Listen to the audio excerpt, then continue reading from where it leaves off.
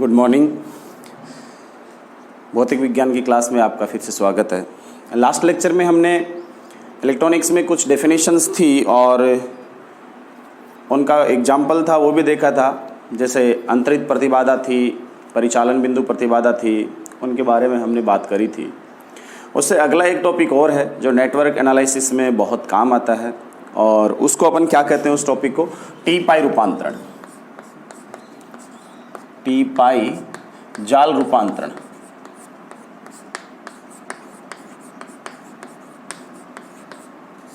है ना।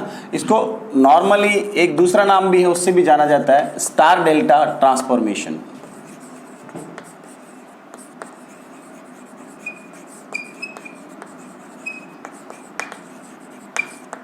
बहुत सिंपल टॉपिक है, बहुत अच्छा टॉपिक है ना। होता क्या है, ये काम कहाँ आता है उसकी अपन बात कर लेते हैं। जैसे अपन सर्किट सॉल्व कर रहे हैं सपोज, है ना। अपने पास कोई सर्किट दिया, एक लूप आ गया, दूसरा तीसरा, ऐसे कुछ लूप बन रहे हैं अपने पास, है ना। अब उन लूप में क्या होता है, प्रतिबाधाएं जुड़ी रहती है नेटवर्क में, नेटवर्क के फॉर्म बीच में, है ना। किसी सर्किट में जैसे प्रतिबाधाओं का ग्रुप जुड़ा कोई, है ना, और वो प्रतिबाधाएं किसी विशेष रूप में जुड़ी हैं और हम जिसे सिंपल किरचॉफ के नियम लगा करके हम उसको सॉल्व करते जा रहे हैं। सर्किट को पहले लूप में लगा दिया, दूसरे में लगा दिया, तीसरे में लगा दिया, ऐसे सॉल्व करते जा रहे हैं। अब कई बार क्या होती है कि प्रतिबाधाएं किसी विशेष तरीके से जुड़ी रहती हैं और हमें उस किरचॉफ के नियम से उस सर्किट को सॉल्व करने में थोड़ी दिक्कत का सामना करना पड़ सकता है ना। तो ऐसी स्थिति में अपन क्या करते हैं, ऐसी स्थिति में हम अगर वो जो फॉर्मेशन है प्रतिबाधाओं के, जो प्रतिबाधाएं जिस रूप में जुड़ी हैं उसको थोड़ा सा चेंज कर दें, और चेंज इस प्रकार से करें कि उसको चेंज करने से सर्किट के रेस्पॉन्स पर कोई फर्क नहीं पड़े। यानी इनपुट में जो करंट वोल्टेज लगी है, आउटपुट में जो करंट वोल्टेज आपको मिल रही है, उन पर किसी प्रकार का प्रभाव नहीं पड़े, है ना। और इस प्रकार से उसका चेंज हो जाए बीच वाले नेटवर्क का, उन प्रतिबाधाओं का फॉर्मेशन है वो नए तरीके से वो जोड़ दी जाएं, तो उसको अपन ट्रांसफॉर्मेशन कहते हैं। समझ गए। अब ऐसी स्थिति में जैसे अपन सर्किट यहाँ ले रहे हैं, इनपुट में कुछ लगा रहे हैं, आउटपुट में अपन आउटपुट ले रहे हैं, और बीच वाला जो सर्किट है उसमें कहीं अगर अपने पास ऐसा फॉर्मेशन है कि प्रतिबाधा या तो टी के रूप में जुड़ी है या किसके रूप में जुड़ी है, पाई के रूप में वो जुड़ी हुई है ना। तो ऐसी स्थिति में अपने पास जुड़ी हुई हैं, तो हम ये देखना चाहते हैं कि वो उस पोर्शन को अपन टी में है उसको पाई में चेंज करना है या पाई में उसको टी में चेंज करना है। तो उस पोर्शन को हम चेंज कर सकते हैं, बशर्ते कि कुछ बातों का हमें ध्यान रखना पड़ेगा। बातों का कौन से का ध्यान रखना पड़ेगा कि वो जो अपने सर्किट हटाया है उस सर्किट को हटाकर दूसरा सर्किट जोड़ रहे हैं, तो जो हटाया है उसके जो शुरुआत वाले टर्मिनल है उन पर और जो बाद वाले लास्ट वाले टर्मिनल है उन पर कुछ प्रतिबाधाएं खुले परिपथ की, कुछ बंद परिपथ की प्रतिबाधाएं हैं, वो उस सर्किट के लिए और नए रूप में उनको करके अपन ने जोड़ा है उस स्थिति में समान होनी चाहिए, ताकि सर्किट का जो रिस्पॉन्स है वो चेंज नहीं हो। अगर ऐसा है तो अपन क्या कर सकते हैं, टी पाई जाल रूपांतरण कर सकते हैं। ठीक है। तो यानी कि अपन कहते हैं कि टी प्रकार से अगर की प्रतिबाधाएं किसी जाल में जुड़ी हुई हैं और हम वो जाल सॉल्व करना चाह रहे हैं और सॉल्व करने में थोड़ी दिक्कत आ रही है, तो हम उस टी प्रकार की प्रतिबाधाओं को पाई प्रकार की प्रतिबाधाओं में रूपांतरित कर सकते हैं। इसको टी पाई रूपांतरण कहा जाता है, बशर्ते कुछ शर्तों का पालन किया जाए। ठीक है। वो अपन देखते हैं कौन से होते हैं। टी जाल कौन सा होता है, पाई जाल कौन सा होता है। अगर अपने पास देखो इस तरह से प्रतिबाधा जुड़ी हुई है,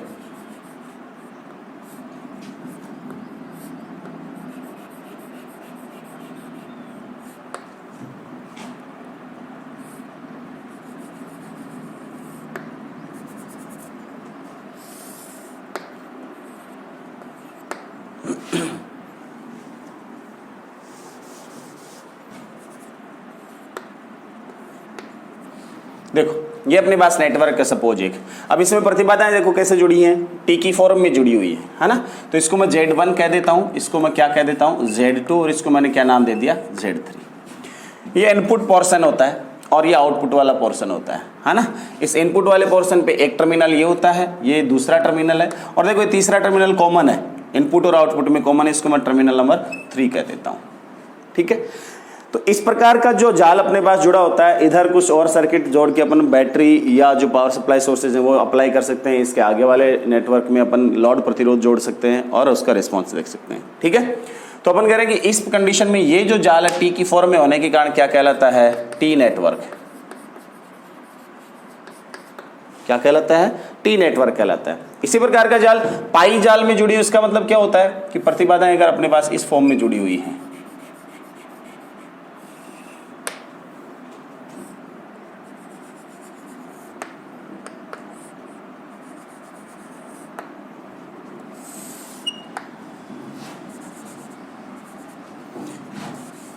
इस रूप में प्रतिबाधाएं अपने पास जुड़ी हुई हो।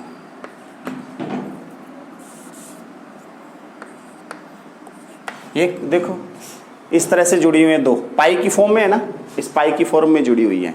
इसलिए इस नेटवर्क को अपन क्या कहते हैं, इसको मैं ZA कह दूं, इसको मैं ZB कह दूं, और इसको मैं क्या कह दूं, ZC कह दूं। ये टर्मिनल 1 है, ये 2 और ये थर्ड, दोनों में फिर से क्या हो गया, कॉमन हो गया। इसको क्या नाम दे दिया जाए, पाई नेटवर्क। ठीक, इस सिग्नल, इस टर्मिनल को, सॉरी ये दो टर्मिनल के बीच में ये प्रतिबाधा जुड़ी हुई है, तो इस प्रतिबाधा को कई बार ऐसा भी लिखा हुआ मिल जाता है आपके पास Z12, ये इन दो टर्मिनल के बीच है, इसलिए इसको ऐसे भी लिखा हुआ मिल जाता है Z23, और ये 3 और 1 के बीच, इसलिए क्या लिखा हुआ मिल जाता है, Z31, ऐसा भी लिखा हुआ मिल सकता है आपको कई बार। इनको नए फॉर्मेशन में अपन ले तो देखो कैसे दिखेंगे आपको।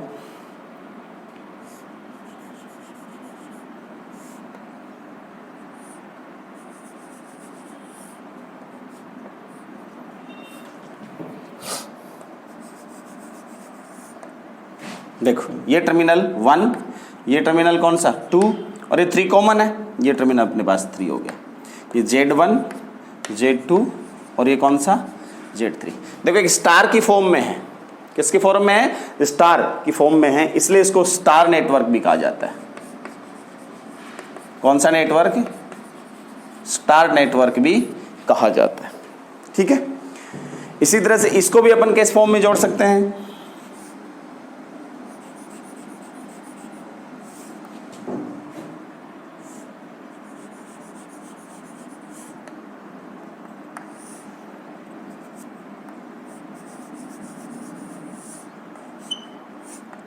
ये वाला 1, टर्मिनल 1, टर्मिनल 2 और ये टर्मिनल 3। ये कौन सा रह गया अपने पास, यहाँ ZA, ZB और ये ZC। देखो डेल्टा जो है उसका उल्टी फॉर्म में जुड़ा हुआ है ना, मैथमेटिक्स में इस डेल्टा को अपन काम में लेते हैं, तो डेल्टा की फॉर्म में रहता है ये वाला नेटवर्क, इसलिए अपन इसको दूसरा नाम भी क्या दे देते हैं, डेल्टा नेटवर्क, है ना। किसी सर्किट में ऐसे जुड़े हुए मिल सकती हैं प्रतिबाधाएं, या ऐसे जुड़ी हुई मिल सकती हैं प्रतिबाधाएं, है ना। तो इन प्रतिबाधाओं को अगर सॉल्व करने में दिक्कत आ रही है तो अपन उस प्रकार से लिख सकते हैं अगर इसको, तो ये रूपांतरण कहलाता है, कौन सा रूपांतरण, T से पाई में रूपांतरण।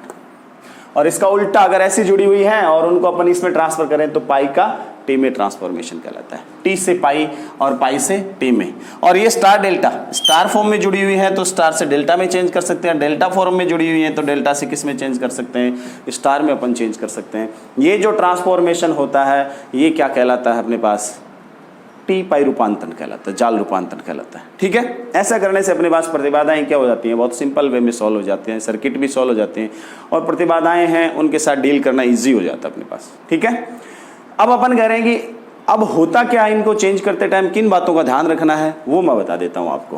किन बातों का देखो ध्यान रखना होता है। पहली बात क्या है कि अगर इन सर्किट को अपन चेंज कर रहे हैं तो हमने इस सर्किट को सपोज दे रखा है, ये सर्किट इसको इसमें चेंज करना है, तो करना क्या होगा, इसके ये दो टर्मिनल है और ये आउटपुट वाले ये दो टर्मिनल है, हम इसको अगर उठा करके इसकी जगह ये वाला प्रतिबाधाओं का समूह जोड़ रहे हैं सर्किट में, तो होना क्या चाहिए, यहाँ इन दो टर्मिनलों के बीच खुली प्रतिबाधाएं और कौन सी, शॉर्ट सर्किट लघुपतित प्रतिबाधाएं। इन दो टर्मिनल के बीच खुली प्रतिबाधाएं और लघुपतित प्रतिबाधाएं, दोनों प्रकार की जो प्रतिबाधाएं हैं वो चेंज नहीं होनी चाहिए, है ना, क्योंकि सर्किट पे कोई एक्स्ट्रा लोड नहीं पड़ना चाहिए, सीधी सी बात ये कहने का। इसलिए क्या होना चाहिए, इसकी जो ये प्रतिबाधाएं होती हैं वो इनकी दोनों, इनकी भी आउटपुट और इनपुट वाली दोनों जो प्रतिबाधाएं, इस सिरे और उस सिरे की दोनों पोर्ट की जो प्रतिबाधाएं हैं उनकी क्या होनी चाहिए, तुल्य होनी चाहिए, तभी अपन इसको क्या कर सकते हैं, रिप्लेस कर सकते हैं।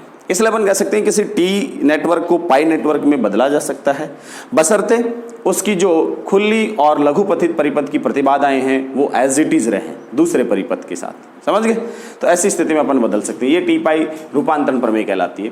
होता क्या है, इसमें चार प्रतिबाधाएं अपन डिफाइन करते हैं, कौन कौन सी, जैसे Z1OC, कौन सी प्रतिबाधा है पहली, Z1OC। 1 का मतलब इनपुट वाली, 1 का मतलब कौन सा, इनपुट टर्मिनल, ये 1 ही तो, 3 तो कॉमन है, तो 1 इनपुट है, 2 कौन सा मान रहे हैं अपन, आउटपुट टर्मिनल मान रहे हैं इस नेटवर्क का। तो अपन कह रहे हैं कि 1 इनपुट टर्मिनल वाली प्रतिबाधा जब जो आउटपुट वाला टर्मिनल है है ना, उसकी प्रतिबाधा क्या रहे, ओपन सर्किट के रूप में रहे। ठीक है, कहने का मतलब क्या है कि एक टर्मिनल 1 व 3 के बीच प्रतिबाधा जब टर्मिनल 2, 3 क्या हो, खुले हो, उस स्थिति में मापी गई प्रतिबाधा क्या कहलाती है, Z1OC कहलाती है। ठीक है, दूसरी कौन सी है, Z1SC। अब S का मतलब 1 का तो मतलब वही इनपुट वाली प्रतिबाधा, C का मतलब सर्किट है, इस S का मतलब क्या होता है, शॉर्ट, यानी 1 के बीच प्रतिबाधा, यानी इन दो टर्मिनल के बीच प्रतिबाधा। कहने का मतलब टर्मिनल 1, 3 के बीच प्रतिबाधा जब टर्मिनल 2, 3 शॉर्ट हो, यानी लघुपथित हो।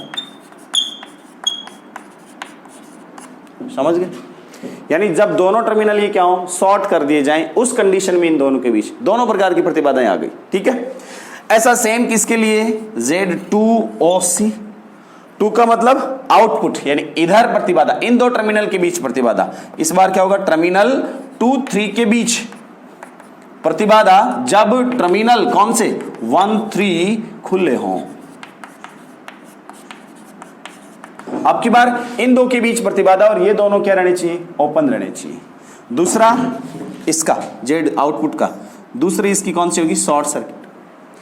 वही बात, जब टर्मिनल किसके बीच, 2, 3 के बीच प्रतिबाधा जब टर्मिनल कौन से, 1, 3 कैसे हो, लघुपतित हो, यानी इन दो के बीच प्रतिबाधा जब इनको शॉर्ट सर्किट कर दिया जाए तब क्या होगा, है ना। तो खुले सर्किट की और शॉर्ट सर्किट की दोनों की अपने पास प्रतिबाधाएं क्या होनी चाहिए, इस नेटवर्क के लिए और इस नेटवर्क के लिए इक्विवेलेंट होनी चाहिए।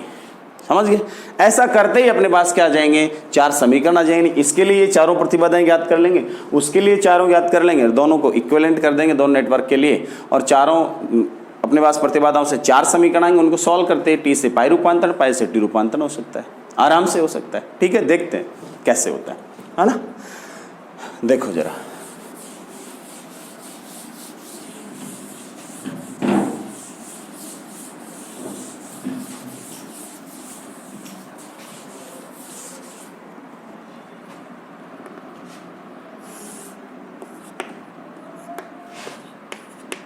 देखो जरा, पहले इस नेटवर्क के लिए अपन क्या करेंगे, Z1OC, Z1OC चाहिए अपन को, है ना। Z1OC क्या होगा इसके लिए, OC का मतलब आउटपुट ओपन रहे, इन दो के बीच प्रतिबाधा, यहां अपन प्रतिबाधा देख रहे हैं, ये दोनों क्या है, ओपन है। ओपन है इसका मतलब जो करंट फ्लो इधर से कहीं होगी वो इस नेटवर्क में, इस ब्रांच में नहीं जाएगी, इस ब्रांच में नहीं जाएगी, इसका मतलब ये कोई काम का नहीं है। इसलिए क्या बचा अपने पास, ये 2 रेजिस्टेंस, 2 इंपीडेंस बची और दोनों इंपीडेंस सीरीज में, इसलिए क्या हो जाएगा, Z1 प्लस Z3, समीकरण नंबर 1। Z1SC, इसका मतलब क्या हुआ कि अब की बार इन दोनों के बीच प्रतिबाधा, लेकिन इन दोनों को क्या कर दिया गया है, शॉर्ट कर दिया गया है।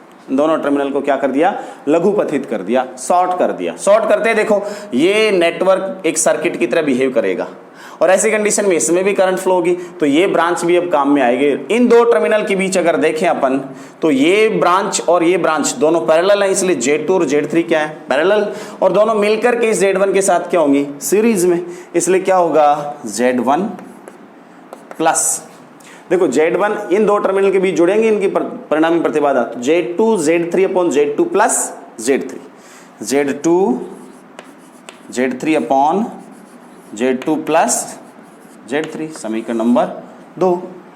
ऐसे ही Z2OC, ये देखो क्या हुआ, अब की बार अपन इधर आ गए, किधर, इस तरफ आ गए। अब की बार हमें इधर चाहिए प्रतिबाधा, इन दो टर्मिनल के बीच चाहिए जब वो क्या हो, ओपन हो। ये ओपन होने का मतलब क्या हुआ, ये इंपेडेंस कोई काम की नहीं, क्यों, इधर से करंट तो जाएगी नहीं, इधर जोड़ो चाहे मत जोड़ो, तो इसका तो कोई प्रभाव रहा नहीं, ये तो निष्प्रभावी होगी। बची कौन सी, Z2 और Z3, और इन दोनों टर्मिनल के बीच दोनों सीरीज में, और सीरीज में प्रतिबाधाएं क्या होती है, सीधी जुड़ती है। इसका मतलब क्या हुआ, Z2 प्लस Z3, ये वाली बात। चौथी बात, इधर प्रतिबाधा कौन सी, Z2SC, यानी ये वाला शॉर्ट सर्किट हो, ये शॉर्ट सर्किट होते ये भी नेटवर्क सर्किट में कन्वर्ट हो गया।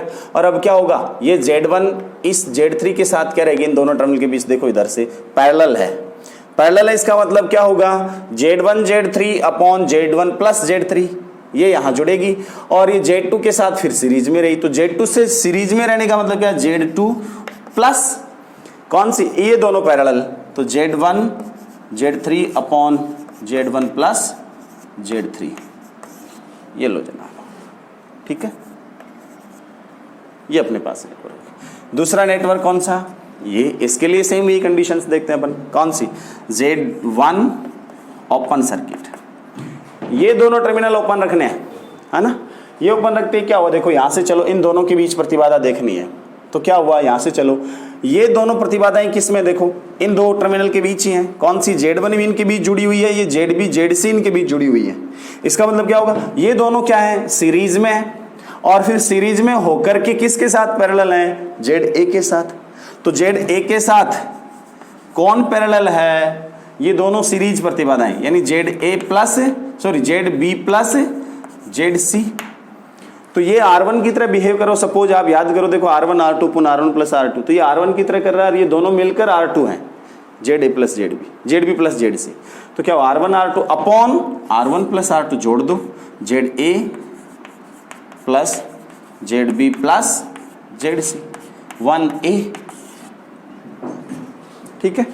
दूसरी प्रतिबाधा कौन सी, Z1SC, short circuit. Short circuit का मतलब क्या हुआ, इन दोनों टर्मिनलों को मैंने शॉर्ट कर दिया।